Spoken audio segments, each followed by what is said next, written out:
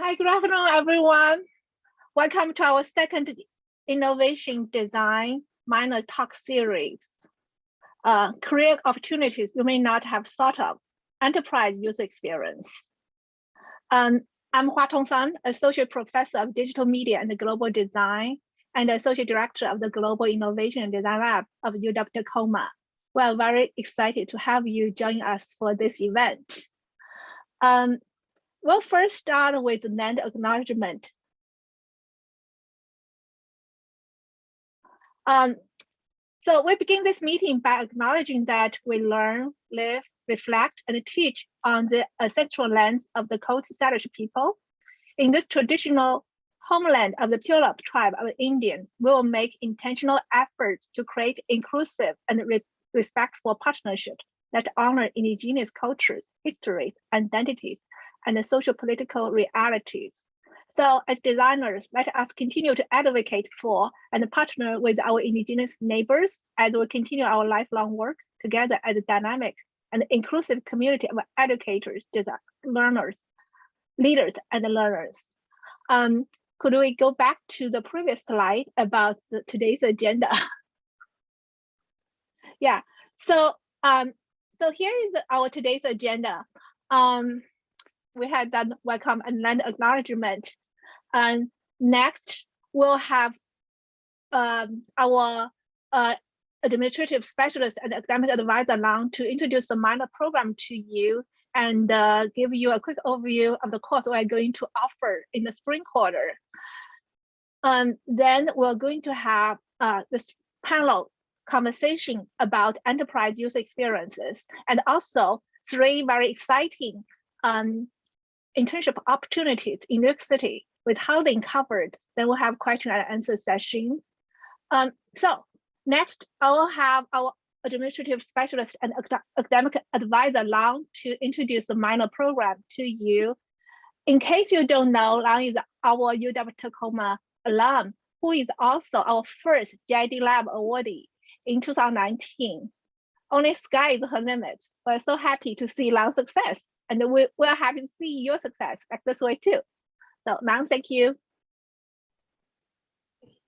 Excuse me, sorry, thank you. I'm going to talk about the innovation design minor. So firstly, I just want to acknowledge that the Global Innovation Design Lab, which our minor in innovation is housed under, is also under the Institute for Innovation and Global Engagement, which also houses the Global Honors Program. But of course, today we're just going to talk about innovation design. So this is our minor in its entirety. It's only 25 credits.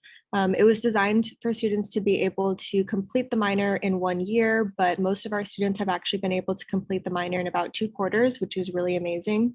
The prerequisite, which is TWrite 350, that is being offered now. So if any of you guys are currently in TWrite 350, then please contact me. We can talk about how you could potentially finish out the minor, because that is the first class that students take.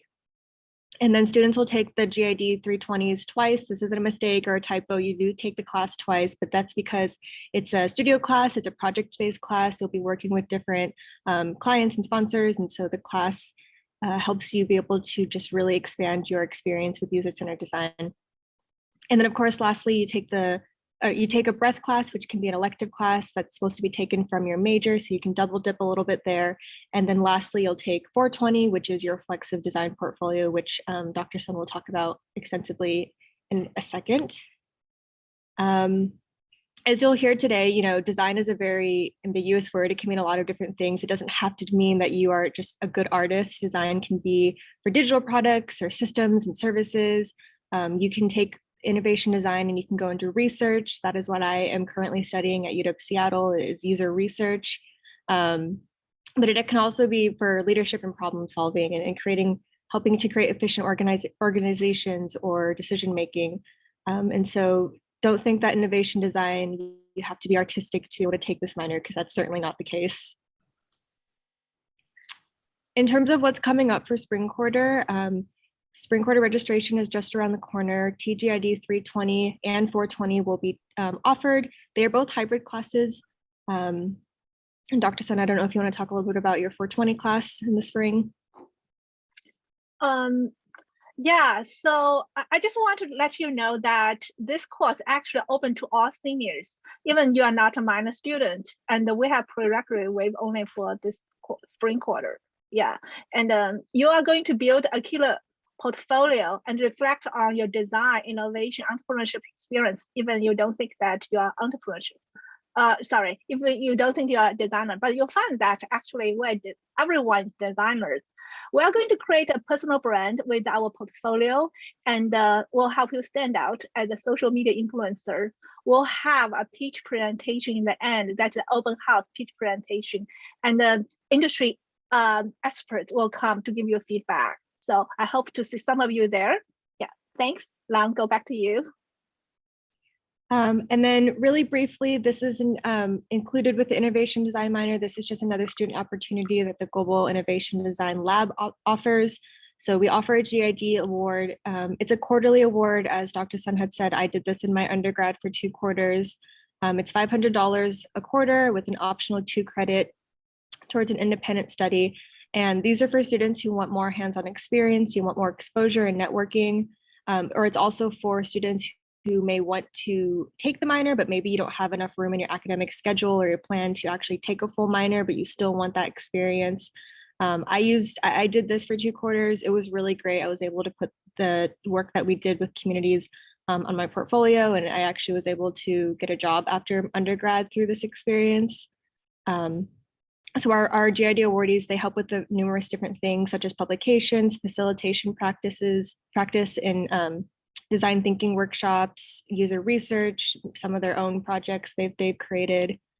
And they get to work and network with a bunch of different local community partners. So I'm sure a lot of you have recognized some of these companies, United Ways, just right down the street from us.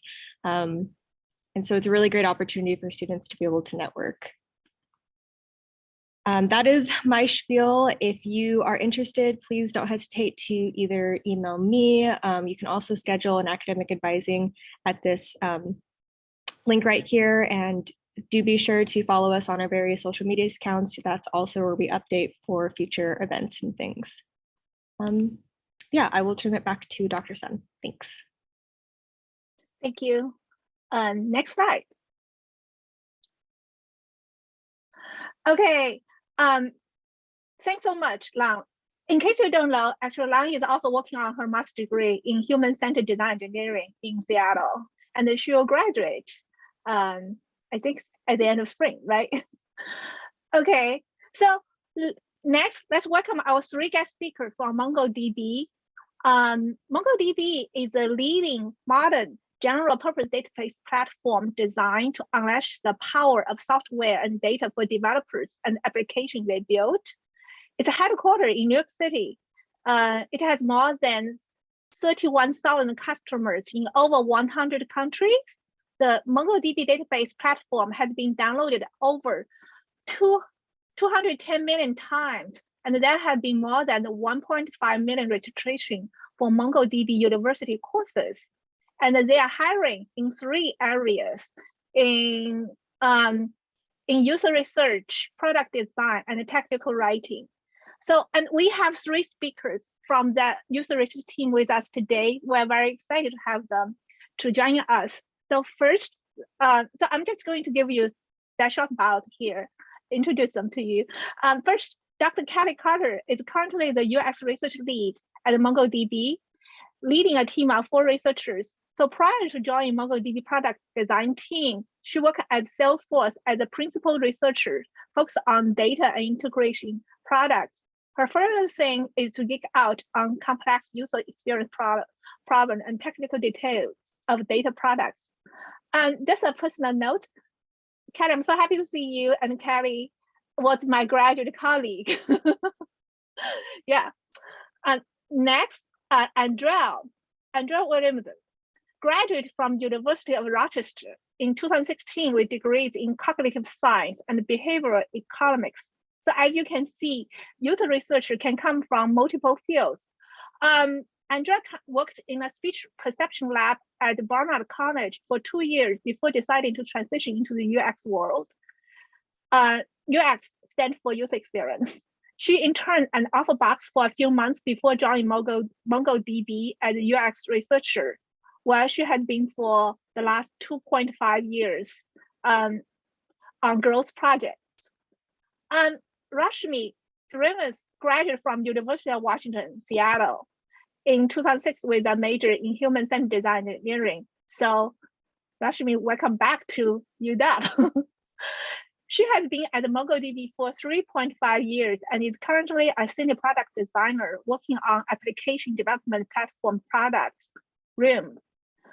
Previously, Rashmi has worked at ESPN, Cambia Health Solution, and Concur. So as we're going to have this this event, the panelists, this talk, for the audience, you're welcome to type your question in the chat. I'll monitor it. And then we'll have question and answer session at the end. Yeah, so our speakers here, Kelly, do you want to start? Yeah, I'll share my screen real quick. Yeah, thank you. Hi, everyone. Like Hatang said, I am the UX research lead, which means I'm a manager of a team. Can you all see my screen? Yeah, we can see your screen, but we don't see the slides yet. Oh, whoops. Did I show the wrong screen? We just see your desktop. Oh, Right. well, that's weird. Hold on a sec.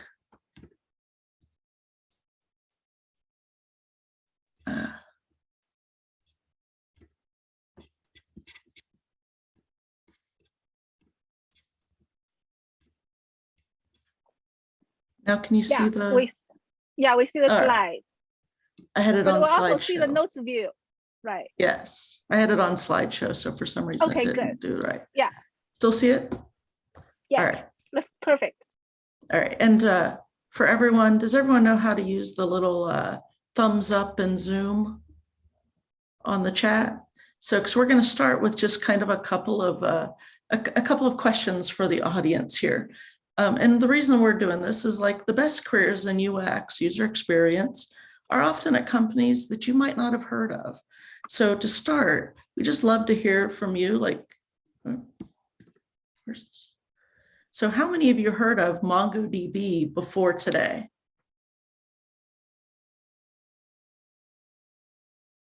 Not very many? How about Salesforce, which is someplace I worked before? Few more, okay. Shopify? No, a few yeses, few nos. Now, I imagine I don't even have to say the name of this company for you to know what it is, right? Same, Bank of America? Spotify? Right. Now, the thing we're going to talk to you about today is enterprise UX, because these companies use these companies to get work done. And so it's really the world of enterprise UX, or B2B companies, business to business companies. The B2B companies offer products and services to other companies. And these are places where, people use Salesforce to send marketing messages. On a Black Friday, every year, Salesforce sends about a trillion marketing messages on a single day. Nike uses Salesforce to send those emails to you to offer you new shoes. And so you have a lot of these companies that are working behind the scenes to help these other companies offer products and services.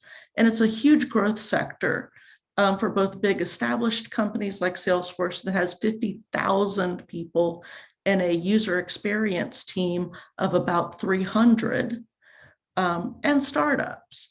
Because in like 2020, 61% of startups were business to business companies, compared to 39% who are B2C, or business to direct to consumer. And so your UX opportunities here are often that you have large user experience teams where you, as a newer worker, has a chance to really learn a lot from other team members. They often offer good internships and entry-level jobs.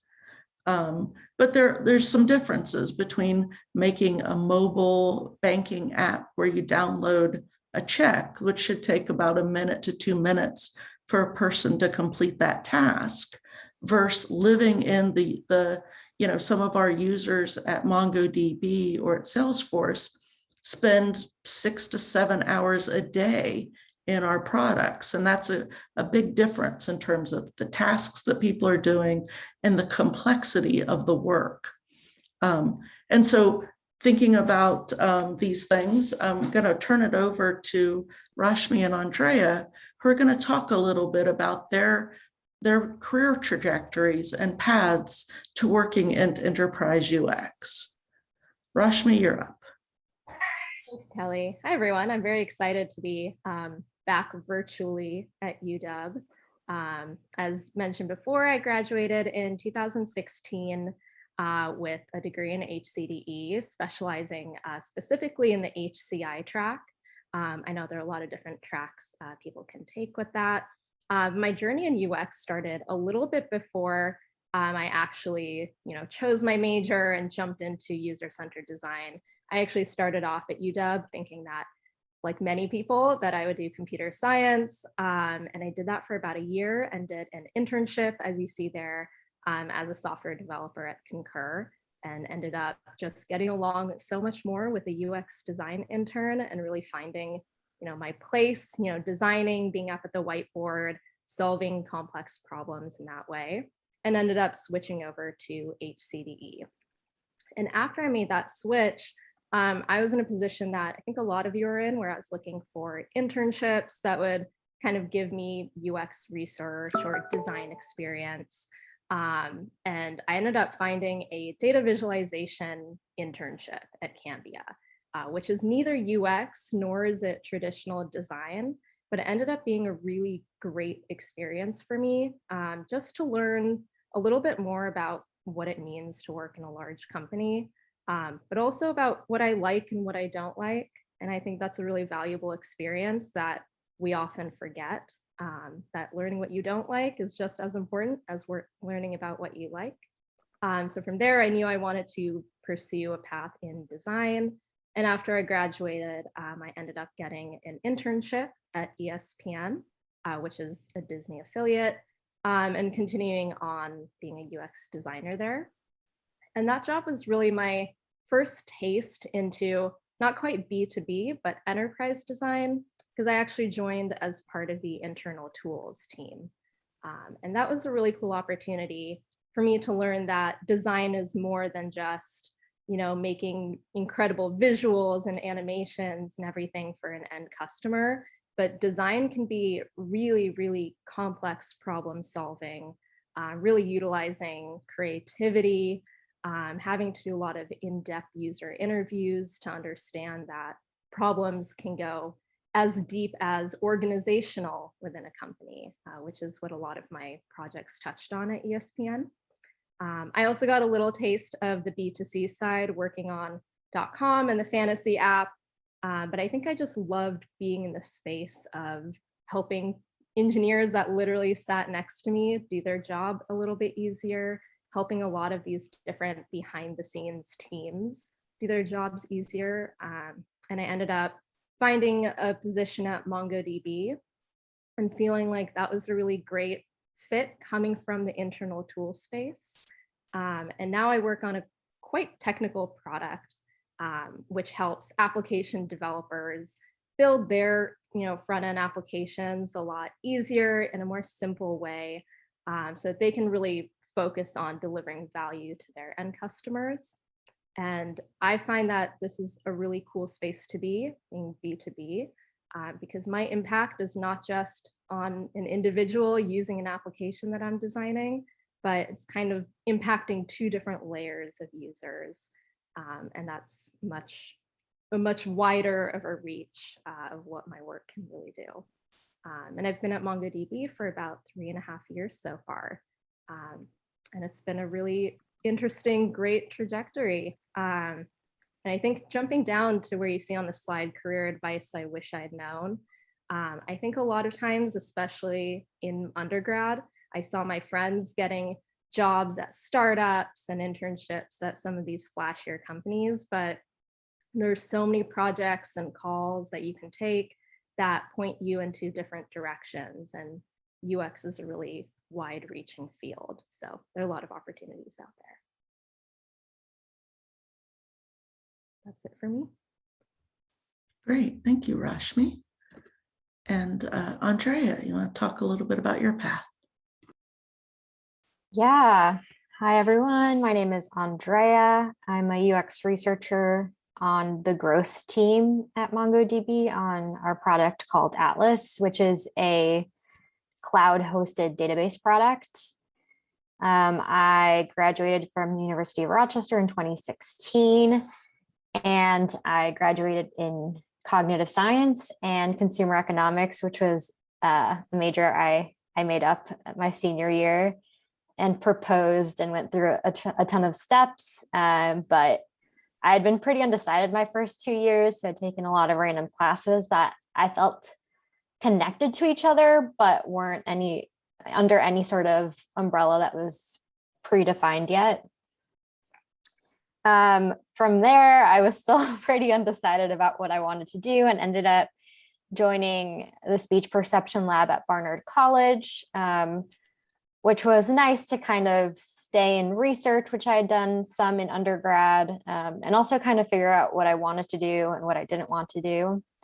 And I learned about UX while I was there, and knew I wanted to get into it and that I could transfer a lot of the same skills I was currently using into a UX research position. So I ended up finding an unpaid internship at a company called OfferBox, which I'd never heard of before. I think it was their first time ever having a UX internship. But really it just created something for me to show and help me gain some knowledge and add it to my portfolio, which was how I was able to get a role at MongoDB eventually. And yeah, definitely not a straight path into the UX world, but I'm glad I found my way into it.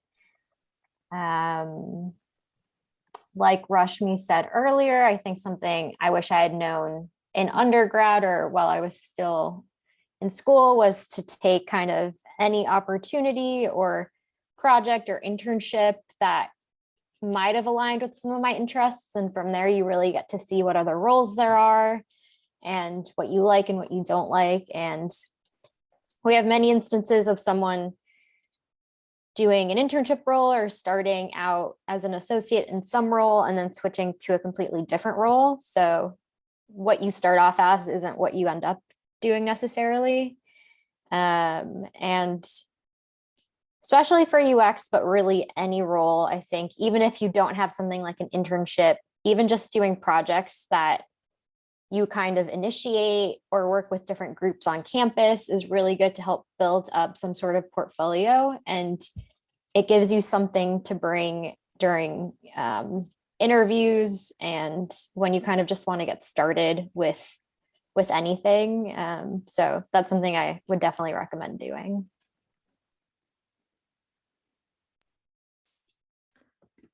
And then we'll give you plenty of time to ask questions in just a moment, but like Tong mentioned, we do have multiple summer internships at MongoDB, product design, UX, technical writer, researcher, technical writer, but also product management, data science, strategic communications, which is kind of more internal communications, software engineering roles. So you definitely apply, and look at the different roles, just starting somewhere, like Andrea said, or just getting a little bit of experience can help you refine where your career goes. And you don't have to end where you start in a lot of these places. So just, sometimes look and try to see what sounds interesting, try it out, and then see where that takes you. So really just, I'll stop sharing and we'll just take questions from the audience. How's that? So actually, Kelly, I would like you still put your screen there because I would like to ask you some question about the the summer internships. And do you think that maybe you can click the link that maybe show us on the page? You are muted.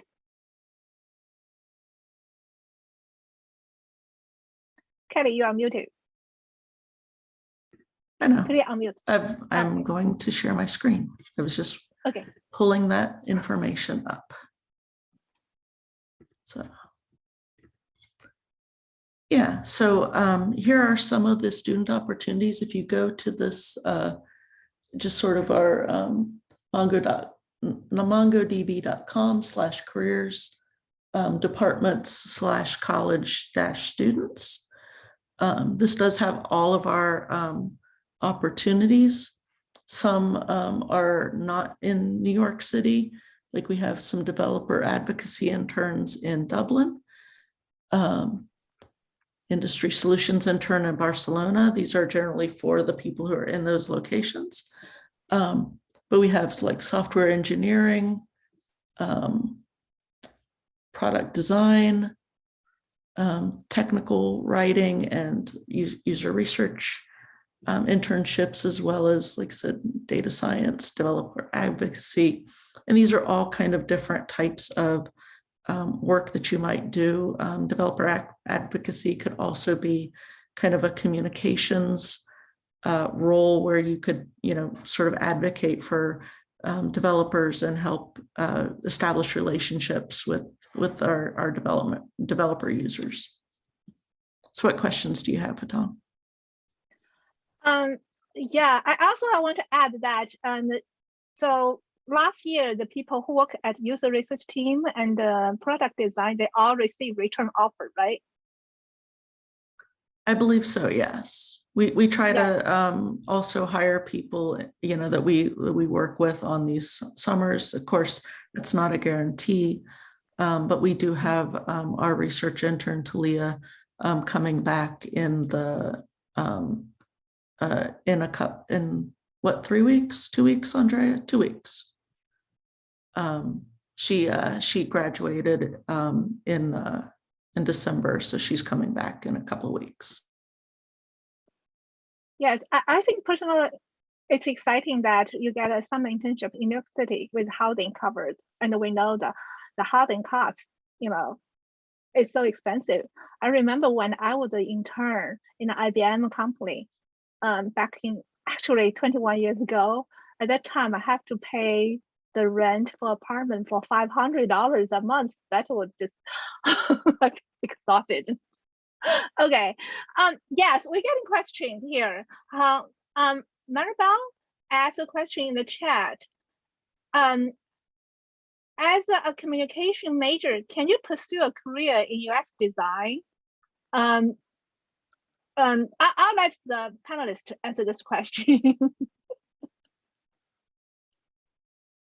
I can start. Something I've really discovered, it's going into, I don't know, more adulthood and the workplace, is like, everyone comes from different backgrounds in different roles. Like, even if you want to decide you want to become a software engineer, a lot of software engineers at Mongo didn't study software engineering in undergrad. They learned it by themselves or took some sort of course after.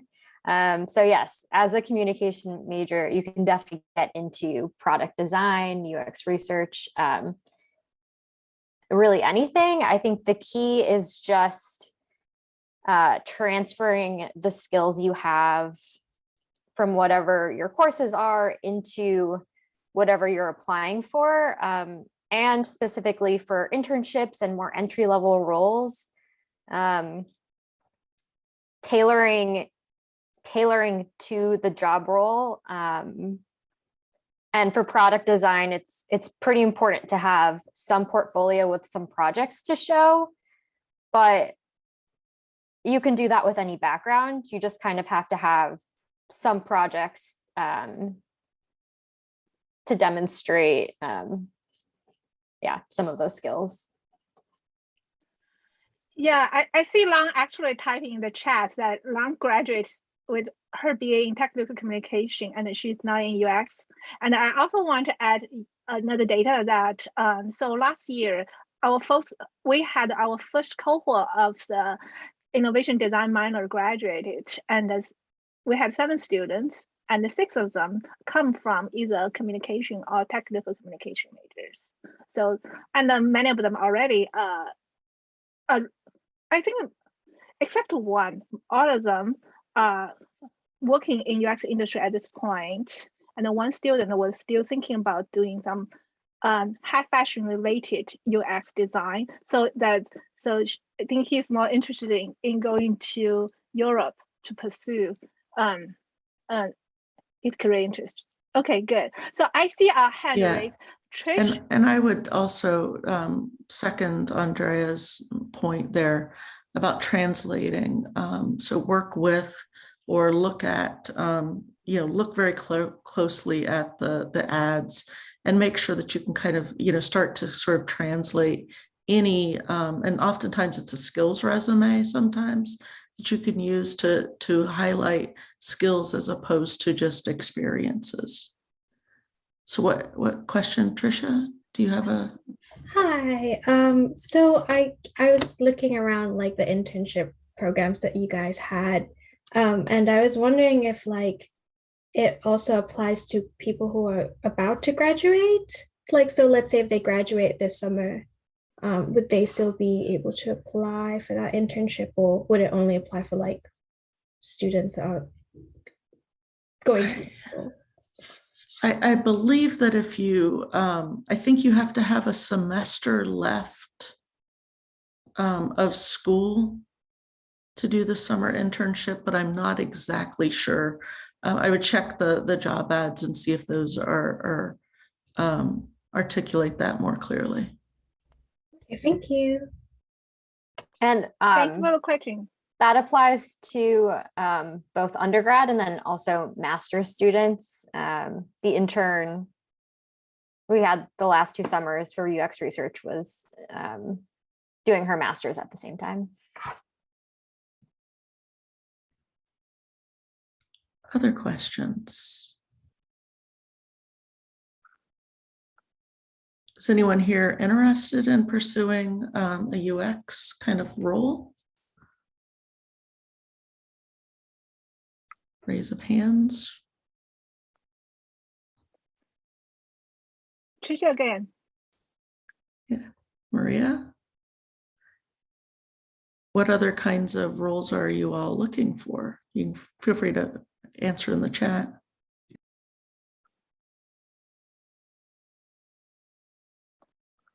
I'll jump in really quickly just to say, I think in working with a lot of our students, a lot of things that come up are often like, what does like a day in the life look like? So like maybe one of you could just outline that and like what that kind of looks like right now. And maybe that's different from what it was a couple years ago because of the pandemic.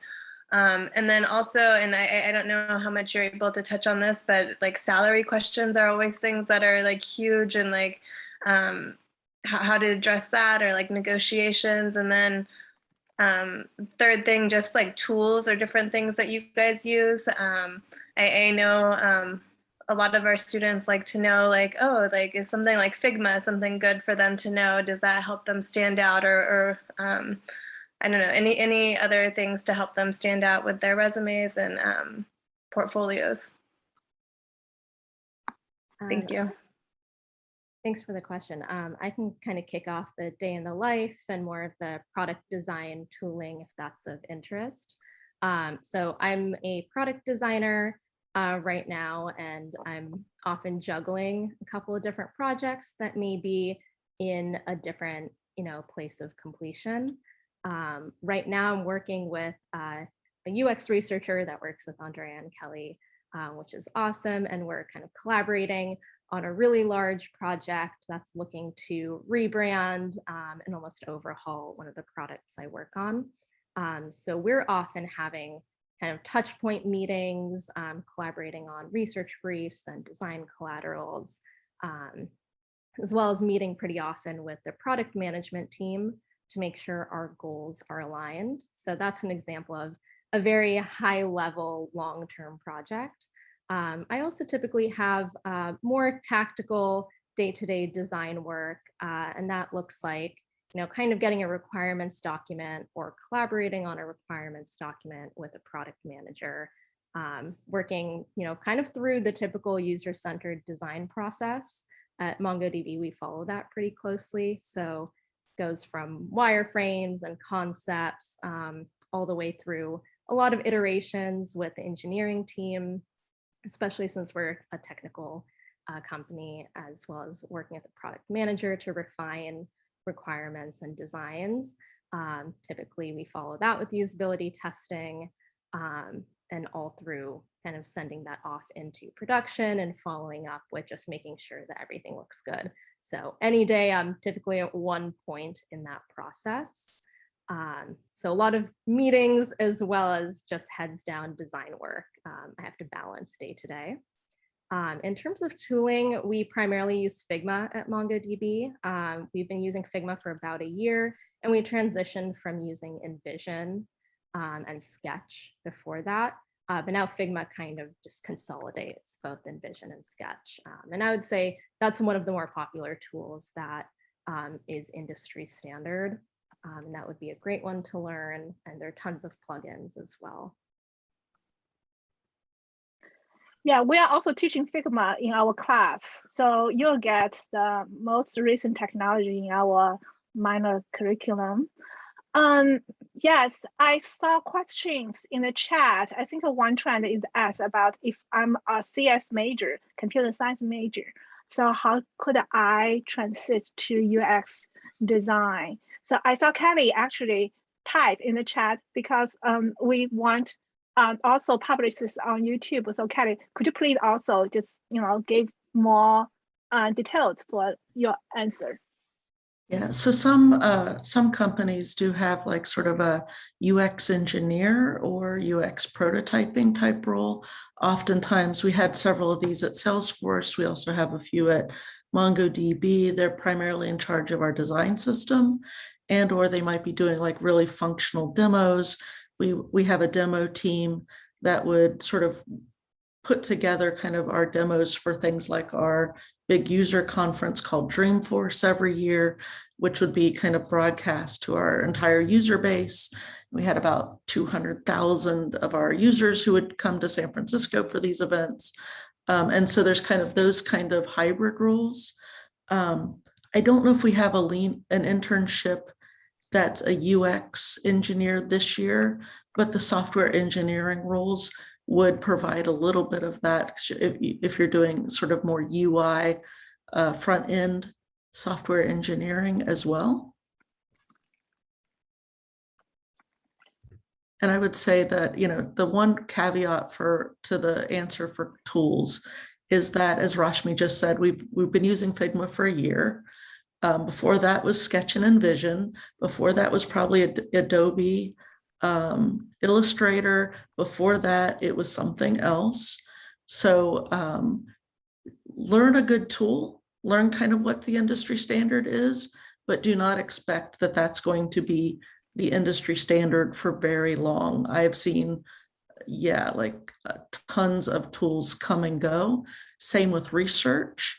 We used to use Moray all the time. Now you can't even buy that product anymore. Everyone's using Zoom or lightweight tools or Airtable for analysis, but those will probably go away, in 5 years. It'll be a whole new tool set, whole new ball game. So learning fundamentals is better than a specific tool.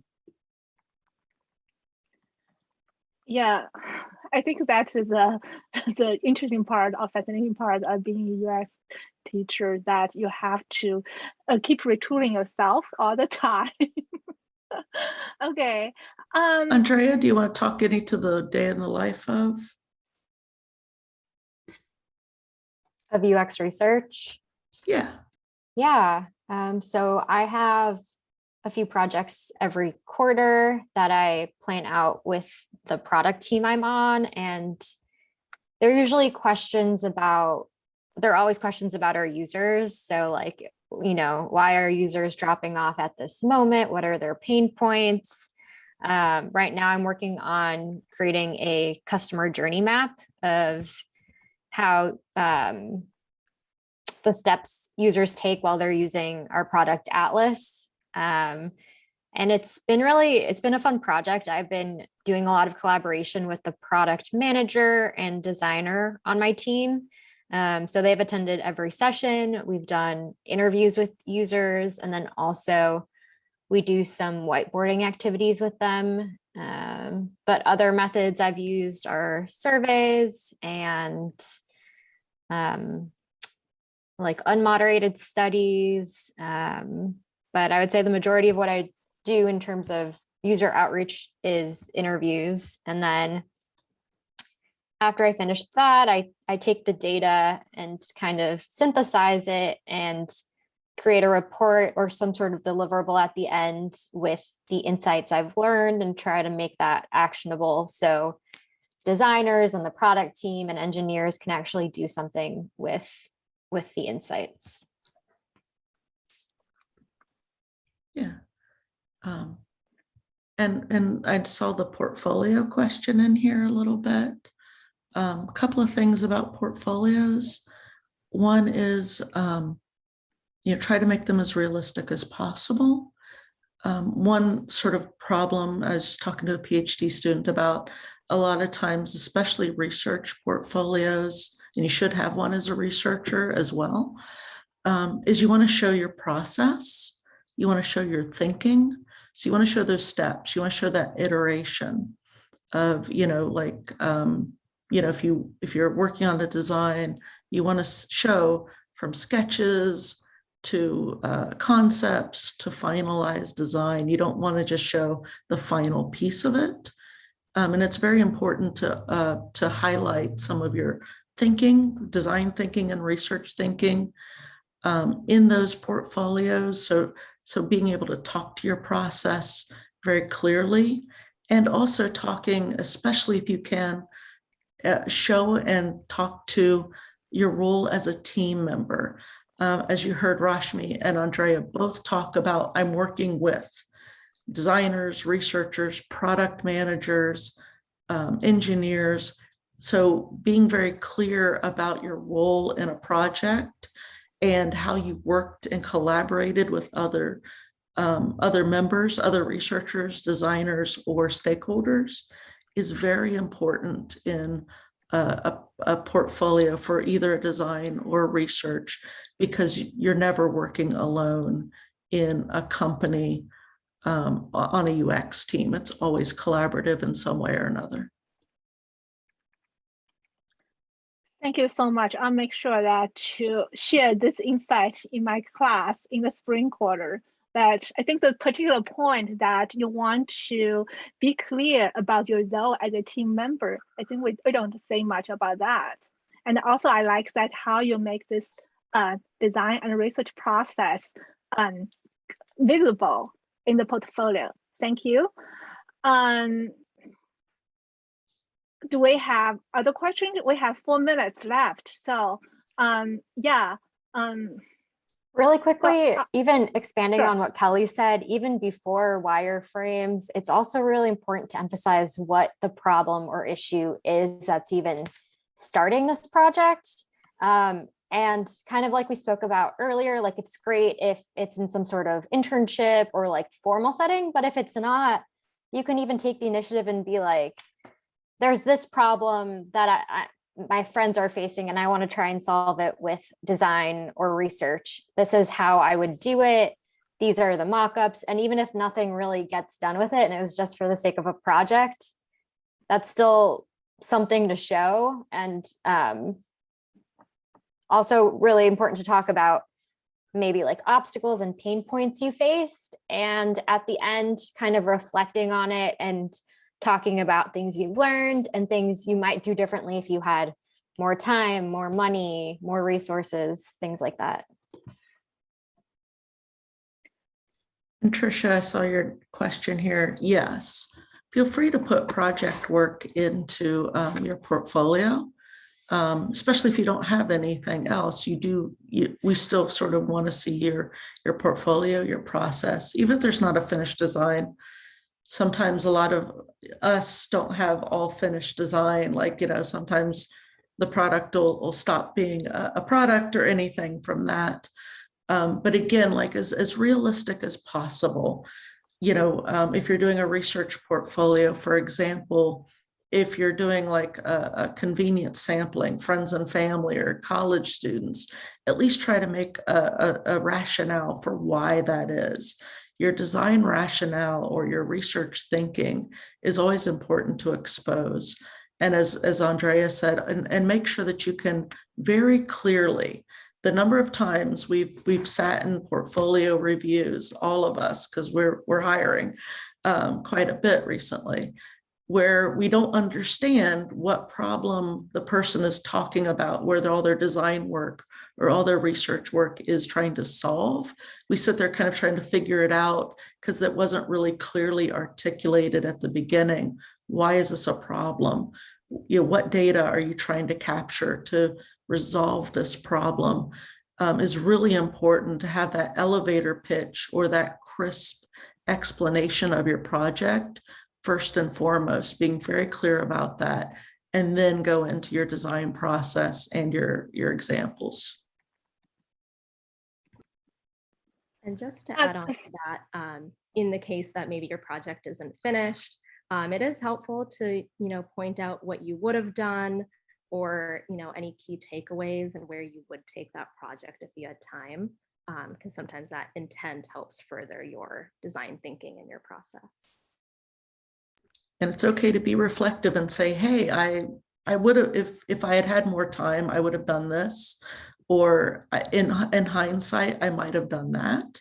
That shows learning and reflection on, because that's what we all do, is we're always having retros and after actions and saying, yeah, I would have done that differently if I had known X, Y, or Z. Yeah, thank you so much. I think that it's 1:20. I can take one more question if